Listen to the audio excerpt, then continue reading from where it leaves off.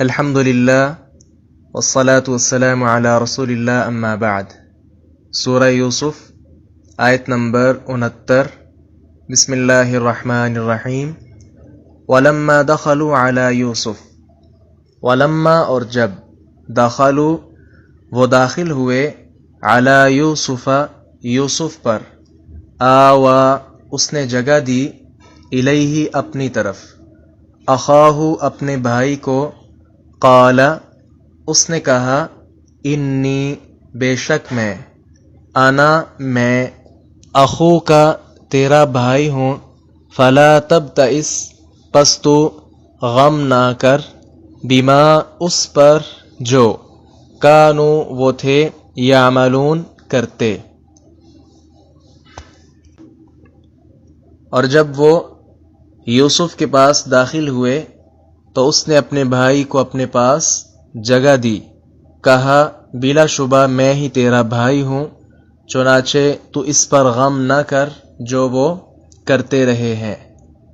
جی دخلوا واضح ہے، داخل ہوئے، آوا جگہ دی۔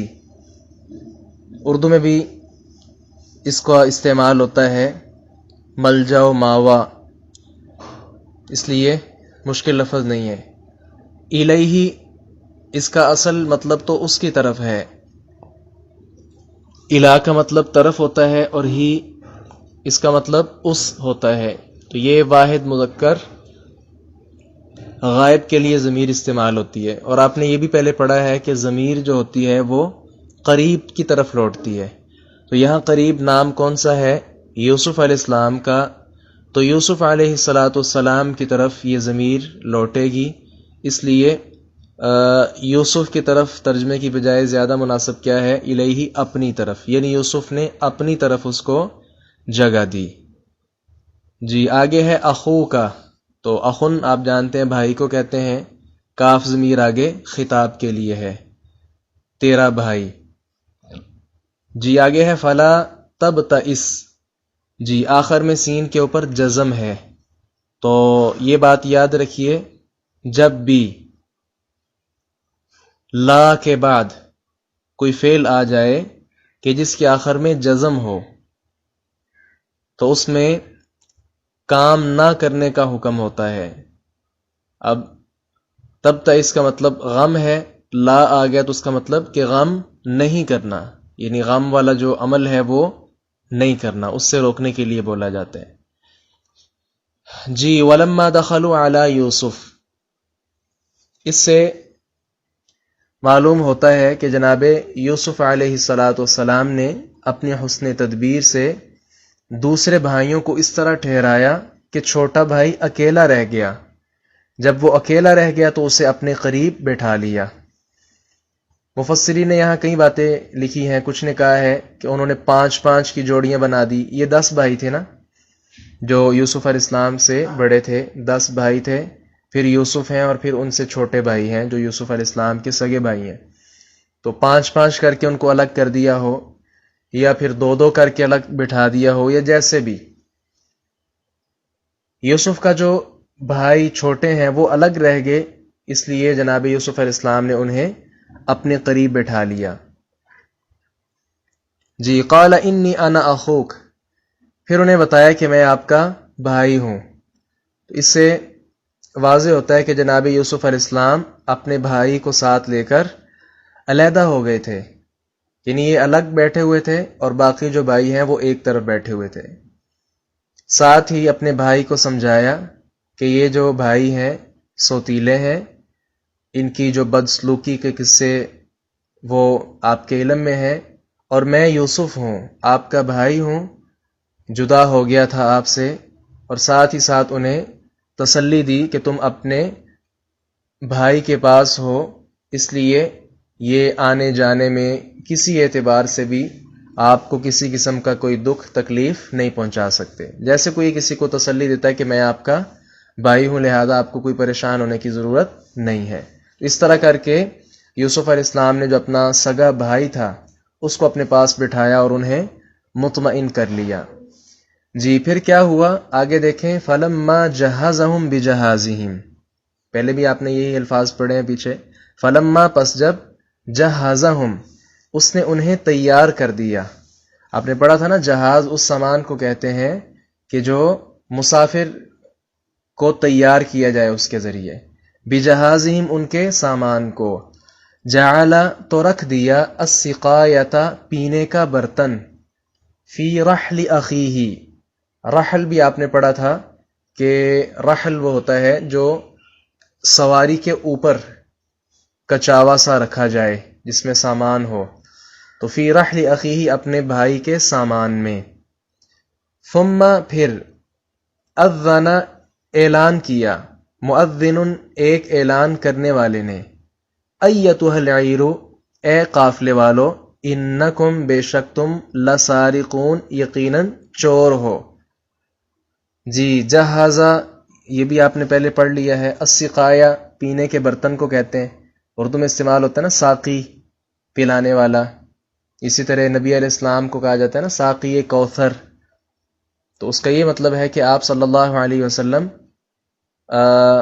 پلائیں گے اپنے ہاتھوں کے ساتھ جو ہے پانی پلائیں گے. اسی طرح نماز استسقاء آپ نے سنا ہوگا. جب بارشیں نہ ہوں تو باہر گراؤنڈ میں جا کر کسی پارک میں کھلے فضا میں اللہ تعالیٰ کے ہاں دعا کی جاتی ہے. تو ساتھ 2 رکعتیں پڑھی جاتی ہیں. ان کا ایک خاص طریقہ ہوتا ہے. تو یہ نماز استسقاء اسے کہتے ہیں پانی طلب کرنے والی نماز. تو السقایہ سے مراد پینے کا برتن ہے. جی آگے اذن مؤذن. اذن جو ہے نا اس کا اصل مطلب ہوتا ہے اعلان کرنا. تو ویسے لغوی اعتبار سے اس کے کئی مطلب آپ لغت میں دیکھ سکتے ہیں. قرآن مجید میں یہ کئی جگہ استعمال ہوا ہے لفظ اذان. جیسے سورۃ التوبہ دیکھیں آیت نمبر 3 وَأَذَانٌ مِّنَ اللَّهِ وَرَسُولِهِ إِلَى النَّاسِ يَوْمَ الْحَجِّ الْأَكْبَرِ أَنَّ اللَّهَ بَرِيءٌ مِّنَ الْمُشْرِكِينَ وَرَسُولُهُ. اور اللہ اور اس کے رسول کی جانب سے حج اکبر کے دن تمام لوگوں کی طرف واضح اعلان ہے کہ اللہ مشرکوں سے بری ہے اور اس کا رسول بھی مشرکوں سے بری ہے. اسی طرح وَأَذِّن فِي النَّاسِ بِالْحَجِّ يَأْتُوكَ رِجَالًا وَعَلَى كُلِّ ضَامِرٍ يَأْتِينَ مِنْ كُلِّ فَجٍّ عَمِيقٍ. سورۃ الحج آیت نمبر 27. اور لوگوں میں حج کا اعلان کر دیجئے وہ آپ کے پاس پیدل اور ہر لاغر سواری پر آئیں گے جو ہر دور دراز راستے سے آئیں گی. اسی طرح سورۃ الانبیاء آیت نمبر 109 دیکھیں فَإِن تَوَلَّوْا فَقُلْ آذَنْتُكُمْ عَلَى سَوَاءٍ. پس اگر وہ منہ موڑ لیں تو کہہ دیجئے میں تمہیں اس طرح خبردار کیا ہے کہ ہم اور تم برابر ہیں.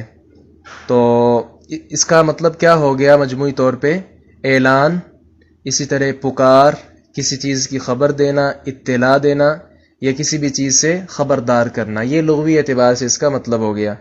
لیکن جب اذان کے ساتھ آگے بالصلاح آ جائے نا اس کا مطلب ہوتا ہے اذان کہنا جو ہمارے ہاں نمازوں کے لیے اذان کہی جاتی ہے. جی تو یہاں اس آیت میں اذن مؤذن اس کا مطلب ہم اذان نہیں کہیں گے بلکہ سادہ اس کا ترجمہ کیا جائے گا جو اعلان کرنے والا ہے. جی با محاورہ ترجمہ اس آیت کا دیکھیں. پھر جب اس نے انہیں ان کے سامان کے ساتھ تیار کر دیا تو پینے کا برتن اپنے بھائی کے کجاوے میں رکھ دیا. پھر ایک اعلان کرنے والے نے اعلان کیا اے قافلے والو بے شک تم یقیناً چور ہو.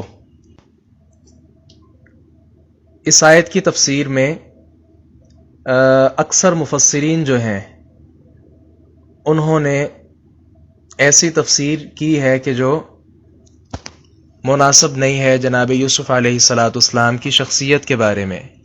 تفسیر ان کی ہے کیا وہ سارا معاملہ یوسف علیہ السلام کے ذمے لگاتے ہیں کہ انہوں نے اپنے بھائی کو اپنے پاس رکھنے کے لیے اس کے ساتھ مل کر منصوبہ بنایا، پھر اس کے سامان میں پیمانہ رکھ کر سب بھائیوں کے متعلق ان کے چور ہونے کا اعلان کروایا، پھر خود ہی تلاشی لی اور آخر میں بھائی کے سامان سے پیمانہ نکل کر اسے چور قرار دے کر اپنے پاس رکھ لیا. تو یہ اس طرح کی تفسیر جو ہے ایک نبی کے شان کے لائق نہیں ہے. درست تفسیر اس کی کیا ہے؟ معروف مفسر قرآن حافظ عبدالسلام بن محمد حافظہ اللہ نے اس کی بڑی پیاری تفسیر کی ہے.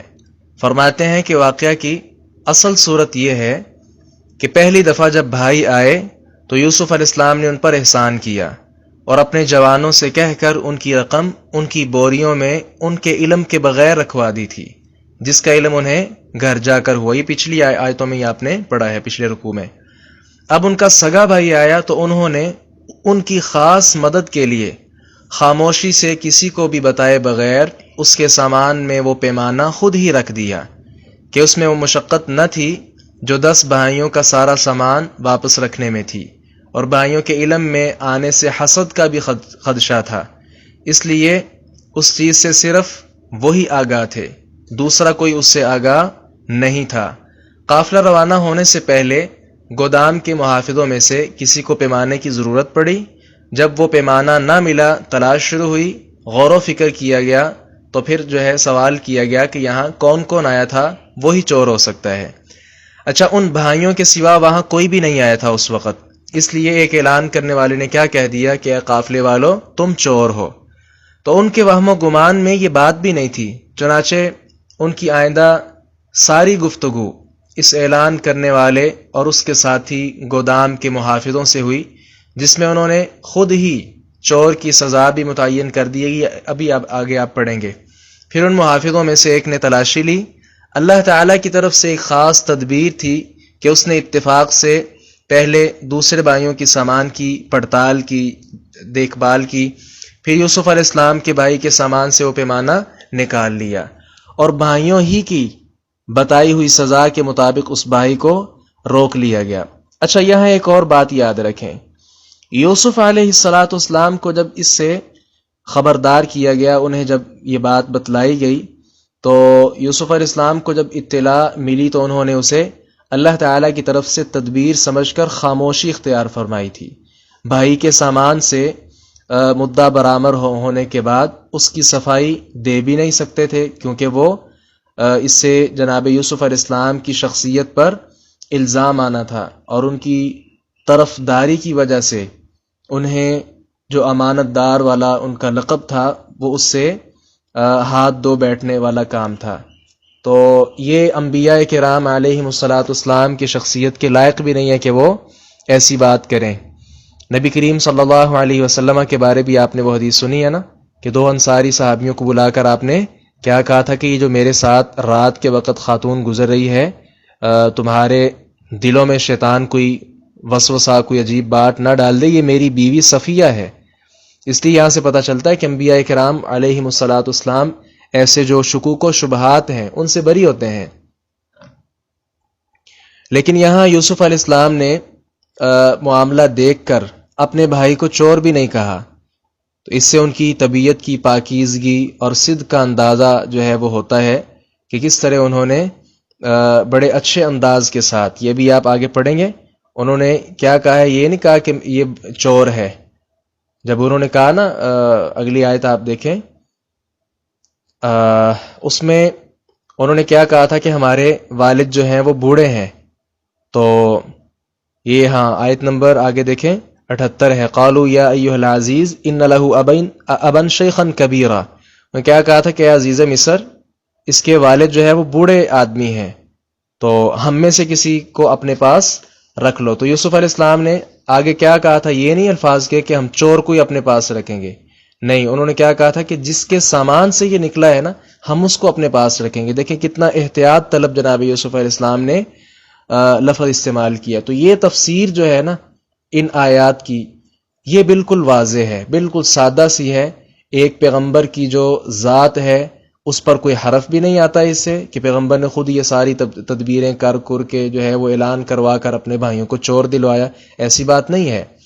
درست تفسیر یہی آیات کے سیاق سے بھی معلوم ہوتی ہے کہ جناب یوسف علیہ السلام نہیں بلکہ اللہ تعالیٰ کی طرف سے یہ ایک تدبیر تھی، اور اس کے عوض یوسف علیہ السلام کے جو بھائی ہیں انہیں اپنے پاس رکھ لیا گیا۔ جی اگلی آیت دیکھیں، قالوا انہوں نے کہا، وَأَقْبَلُوا جبکہ وہ متوجہ ہوئے، علیہم ان پر، ماذا کیا، تفقدون تم گم پاتے ہو۔ جی اگلی آیت بھی دیکھیں، قالوا انہوں نے کہا، نفقد ہم گم پاتے ہیں، صواع الملک بادشاہ کا پیالہ، ولمن اور اس کے لیے جو، جاء لائے گا بھی اس کو حمل بعیر ایک اونٹ کا بوجھ غلہ ہے، وآنا اور میں بھی اس کا زعیم ضامن ہوں۔ انہوں نے کہا ہم بادشاہ کا پیمانہ گم پاتے ہیں اور جو اسے لے آئے اس کے لیے ایک اونٹ کا بوجھ غلہ ہوگا اور میں اس کا ضامن ہوں۔ جی نفقد کا مطلب ہوتا ہے گم پانا، اردو میں بھی استعمال ہوتا ہے نا، مفقود الخبر، مفقود الحواس، جس کے وہ حواس باقی نہ ہو تو اسے کیا کہتے ہیں؟ یہ مفقود الحواس ہے۔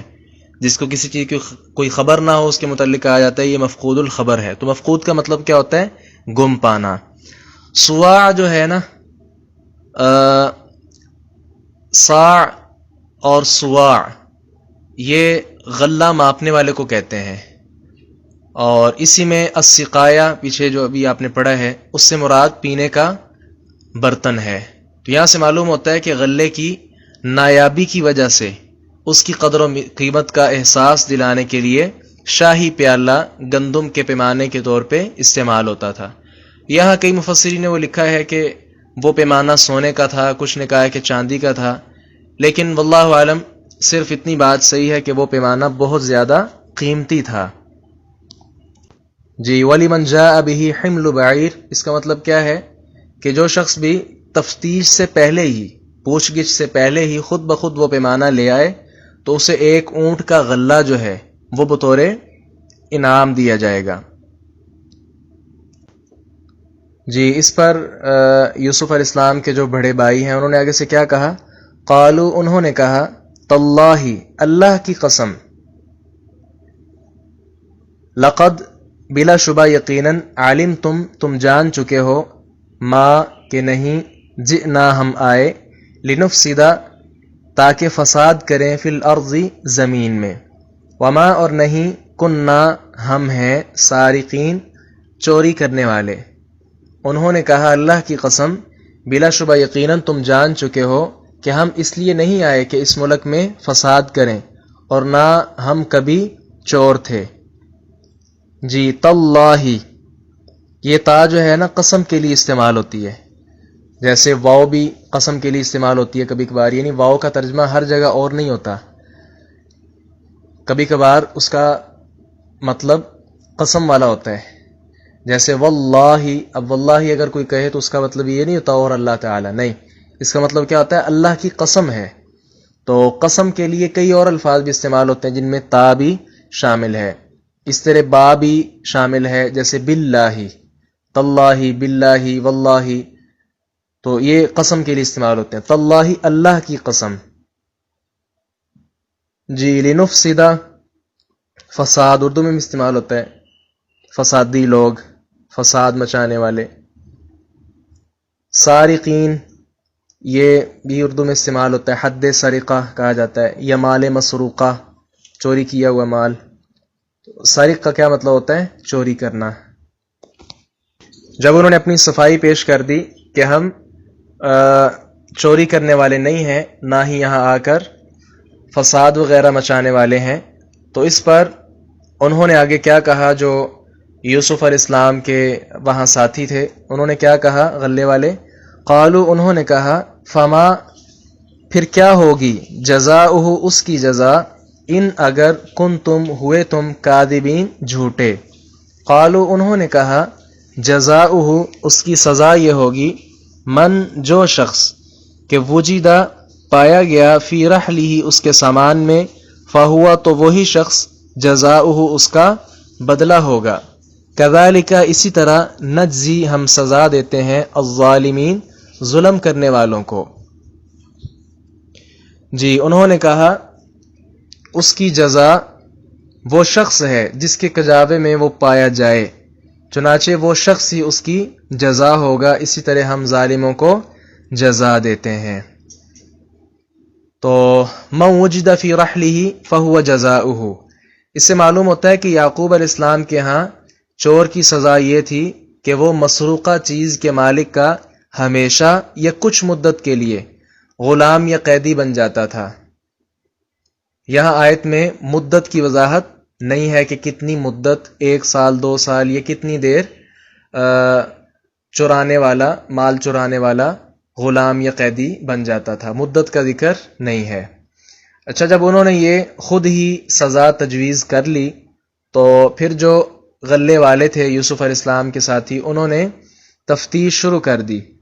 فبدأ، تو اس نے ابتدا کی، بأوعیتہم، ان کے بوروں سے، قبل وعاء اخیہ، اس کے بھائی کے بورے سے پہلے، ثم استخرجہا، پھر اس نے اسے نکال لیا، من وعاء اخیہ، اس کے بھائی کے بورے سے۔ کذالک، اسی طرح، کدنا، ہم نے تدبیر کی، چال کی، لیوسف، یوسف کے لیے، ما کانا، نہیں تھا، لیأخذ، کہ وہ لے سکتا، اخاہ، اپنے بھائی کو، فی دین الملک، بادشاہ کے قانون کے مطابق، الا، مگر، ان، یہ کہ، یشاء اللہ، اللہ تعالی چاہتا، نرفع، ہم بلند کرتے ہیں، درجات، درجات، من، جس کے، نشاء، ہم چاہتے ہیں، وفوق، اور اوپر، کل ذی علم، ہر علم والے کے، علیم، ایک بہت علم والا ہے۔ جی، وعاء جو ہے نا، قبل وعاء اخیہ، وعاء بڑے برتن پر بولا جاتا ہے، بڑی چیز پر، مراد اس سے بورا یا اور اس طرح کی کوئی چیز لی جائے گی۔ باقی الفاظ واضح ہیں سارے۔ اچھا، اس کا مطلب کیا ہے؟ فبدأ بأوعیتہم، پیمانے کی گمشدگی کا جب اعلان ہوا تو اللہ تعالیٰ کی تدبیر کے مطابق اتفاق سے ہی پہلے دوسرے بھائیوں کی بوریوں کی تلاشی لی گئی، اور آخر میں یوسف علیہ السلام کے جو سگے بھائی تھے ان کے سامان کی تلاشی لی گئی، اور اس سے وہ پیمانہ نکل آیا۔ اچھا، یہاں ایک غور طلب بات، وہی جو ہم نے پہلے تفسیر بیان کی ہے نا، اس کی یہاں سے بھی موافقت ہو رہی ہے۔ اللہ تعالیٰ فرماتے ہیں کہ یوسف کے لیے یہ تدبیر ہم نے کی ہے، کذالک کدنا لیوسف، اور آگے صراحت ہے کہ ما کان لیأخذ اخاہ فی دین الملک، اپنے طور پہ یوسف علیہ السلام ایسا کام ہرگز نہیں کر سکتے تھے، کیونکہ بادشاہ کے قانون میں یہ ہے ہی نہیں کہ وہ کسی طرح کسی کو اپنے پاس رکھ لے۔ تو یہاں اس کی نسبت، اس تدبیر کی نسبت اللہ تعالیٰ نے اپنی طرف کی ہے۔ تو یہاں سے بھی معلوم ہوتا ہے کہ جو مفسرین تفسیر بیان کرتے ہیں کہ یوسف علیہ السلام نے یہ چال چلی تھی، یہ کہنا مناسب نہیں ہے، بلکہ اللہ تعالیٰ نے اپنی طرف سے یہ تدبیر جو ہے وہ آزمائی۔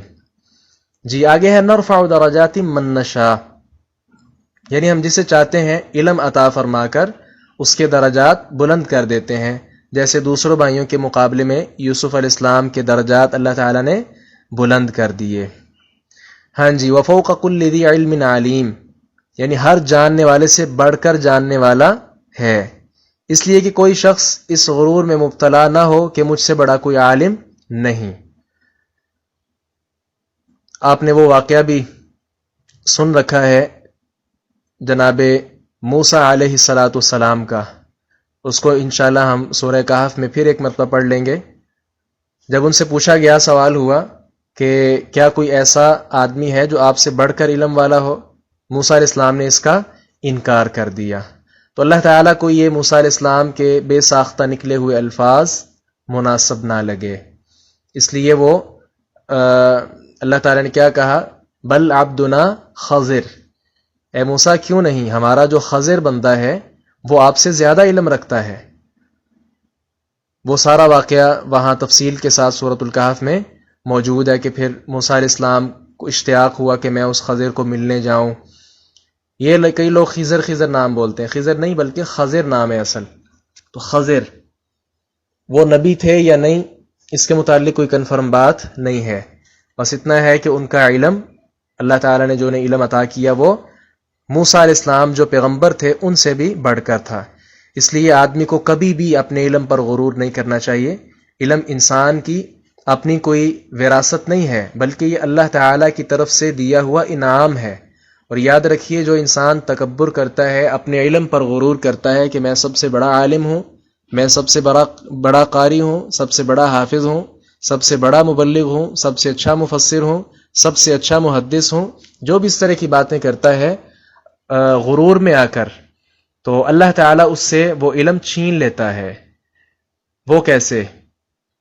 مشہور واقعہ، امام شافعی رحمہ اللہ کا آپ نے سنا ہوگا یا کہیں پڑھا ہوگا. امام وقی امام شافعی کے استاذ ہیں. امام شافعی رحمہ اللہ جب امام وقی سے پڑھتے تھے تو امام وقی سے اپنے استاد صاحب سے امام شافعی رحمہ اللہ نے شکایت کی کہ میں بھول جاتا ہوں کئی چیزیں، مجھے یاد نہیں رہتی، میں کیا کروں؟ تو فرماتے ہیں فارشدنی الی ترک المعاصی لأن العلم فضل من الہی وفضل اللہ لا یؤتی لعاصی. امام شافعی فرماتے ہیں کہ امام اوزاعی امام وقی میرے استاد گرامی نے مجھے کیا کہا کہ گناہ چھوڑ دو، اور ساتھ کیا کہا کہ علم اللہ کا فضل ہے. یہ انسان کی یہ نہیں کہ کوئی محنت ہوتی ہے، نہیں، بلکہ اللہ تعالیٰ کا فضل ہے، اور اللہ تعالیٰ گناہگار بندے پر کبھی بھی اپنا فضل نہیں کرتا. تو جو آدمی تکبر کرتے ہوئے، غرور کرتے ہوئے اپنے علم کا اظہار کرتا ہے تو یہ گناہ نہیں تو اور کیا ہے. اس لیے علم کے ساتھ ساتھ اللہم انی اسألک علما نافعا، یہ دعا کیا کریں کہ اللہ تعالی ہمیں فائدہ مند، نفع بخش علم عطا فرمائے. تو علم جب پاس آ جائے تو پھر غرور نہیں کرنا انشاءاللہ، کیونکہ اللہ تعالیٰ یہ کہہ رہے ہیں کہ فوق کل ذی علم علیم، ہر علم والے کے اوپر ایک اور علم والا بھی ہے. ہم یہ نہیں کہہ سکتے کہ فلاں سب سے بڑا عالم دین ہے. ممکن ہے کہ وہ ہمارے ہاں مشہور ہوں، لیکن ان سے بھی زیادہ علم والے کوئی ایسے عالم ہوں جن کے بارے کسی کو پتہ ہی نہ ہو. جی، تجھے تفتیش جو ہو رہی تھی اس میں یوسف علیہ السلام کے بھائی کے سامان سے وہ غلہ برآمد ہو گیا. تو اب یوسف علیہ السلام کے بھائیوں نے آگے کیا کہنا شروع کر دیا اپنی صفائی پیش کرتے ہوئے.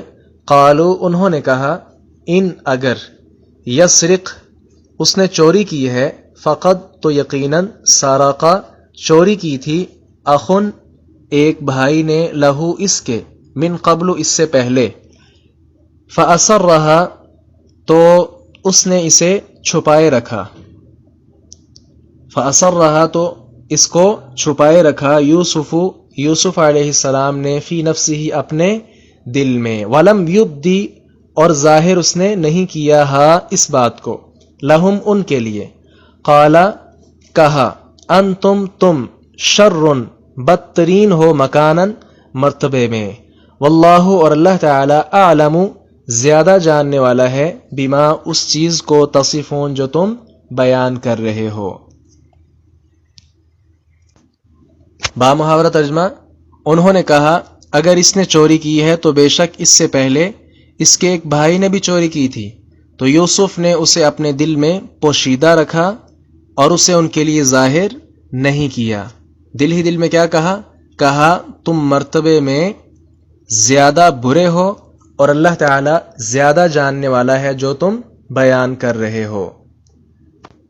جی، فقد سرق اخ لہ من قبل، اس سے ان کا اشارہ جناب یوسف علیہ السلام کی طرف تھا.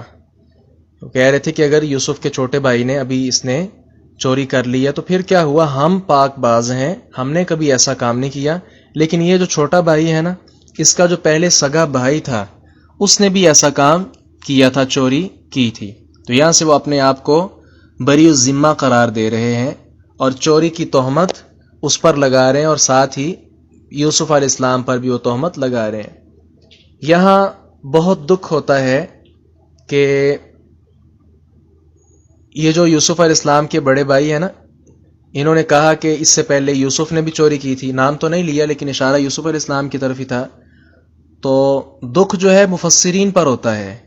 کئی مفسرین جو ہے وہ تفسیر کرتے کرتے پتہ نہیں کہاں پہنچ جاتے ہیں. کچھ نے یہاں تک لکھ دیا کہ چونکہ انہوں نے یہ الفاظ کہے ہیں کہ اس سے پہلے اس کے بھائی نے بھی چوری کی تھی، تو انہوں نے اسرائیلی روایات جمع کر کے جناب یوسف علیہ السلام کے بچپن کے اپنی طرف سے بنائے ہوئے کچھ ایسے واقعات بھی لکھ دیے ہیں کہ یہ چوری کی تھی انہوں نے. انا للہ و انا الیہ راجعون. یعنی یوسف علیہ السلام جو اللہ کے پیغمبر ہیں انہیں بری الذمہ قرار نہیں دے سکتے. بھائی جو ہے جو کچھ کہیں وہ باپ کے سامنے جھوٹ بولیں، عزیز مصر کے پاس آ کر جھوٹ بولیں، جس کے پاس مرضی جا کر جھوٹ بولیں.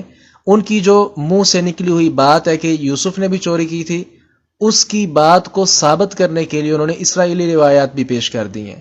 تو ایسا کرنا بالکل ناجائز ہے، مناسب نہیں ہے. ایک نبی کی شان ایسی نہیں ہوتی. ایک نبی کی شخصیت شروع سے ہی اللہ تعالیٰ اس کی حفاظت کر رہا ہوتا ہے.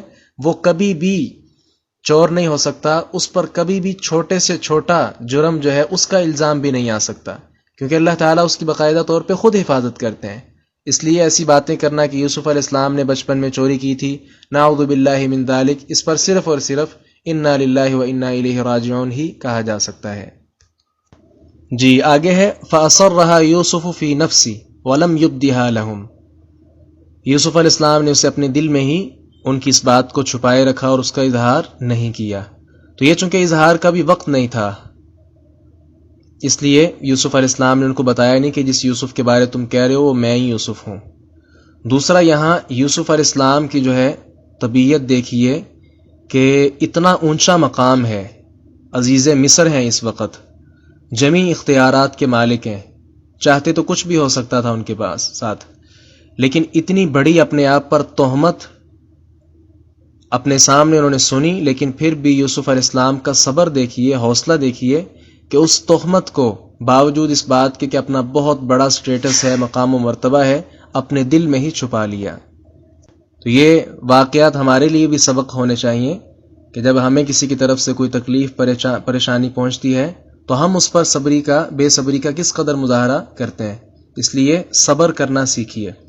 آگے ہے واللہ اعلم بما تصفون، یعنی تم جو یوسف پر چوری کا الزام لگا رہے ہو اس کی حقیقت اللہ تعالیٰ خوب جانتا ہے، تم جھوٹ بول کر لوگوں کو دھوکہ دے سکتے ہو، اللہ تعالیٰ تو زیادہ جاننے والا ہے، اس کو تو دھوکہ نہیں دے سکتے۔ یوسف علیہ السلام کے بھائیوں کو جب علم ہو گیا کہ اب وہ یوسف جو اس کا بھائی ہے چھوٹا اسے ساتھ نہیں جانے دیں گے، تو اس پر چونکہ وہ اپنے باپ جناب یعقوب علیہ السلام کے ساتھ وعدے کر کے آئے ہوئے تھے کہ ہم اس کو واپس ضرور لائیں گے، اس لیے انہوں نے کیا کہا، قالو، انہوں نے کہا، یا ایھا العزیز، اے عزیز، ان بے شک، لہو اس کا، ابن باپ، شیخن کبیرہ، بڑی عمر والا ہے، فخذ، تو لے لے، احدنا، ہم میں سے کسی ایک کو، مکانہ، اس کی جگہ، انا، بے شک ہم، نراکا، تجھے دیکھتے ہیں، من المحسنین، احسان کرنے والوں میں سے۔ بھائی کیا کہنے لگے، اس کا باپ بہت زیادہ بوڑھا ہے، اس کی جدائی برداشت نہیں کر سکے گا، تو آپ نے پہلے بھی ہم پر احسان کیا ہے، لہذا ہم آپ کو احسان کرنے والا ہی دیکھتے ہیں، اب بھی ہم مایوس نہیں ہوں گے تو آپ ہم پر احسان کر دیں۔